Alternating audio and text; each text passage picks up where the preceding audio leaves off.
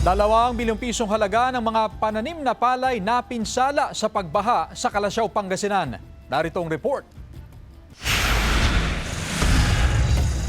Lubog pa rin sa baha ang palayan na ito sa barangay Talibao, Kalasyaw, Pangasinan. Lugi na raw si Aling Lita at di na umaasang mababawi pa ang kanyang nagastos sa pagtatanim.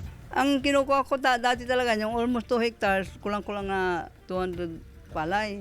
Yung kalahati lang, may 80 ang kinukuha namin dati yan. Ngayon talaga wala. Apektado rin ng baha ang iba pang palayan sa bayan. Sa datos ng Municipal Agriculture Office, umabot sa mahigit 40 hektaryang palayan ang naapektuhan.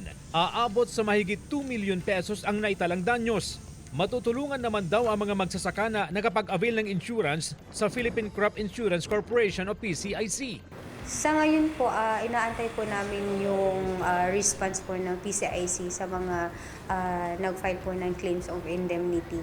So may mga first batch na po tayo na nabigyan ng cheque. So ongoing pa rin po yung updating po namin sa PCIC para po mabayaran din po yung mga ibang farmer na nasa lanta po ng bagyo.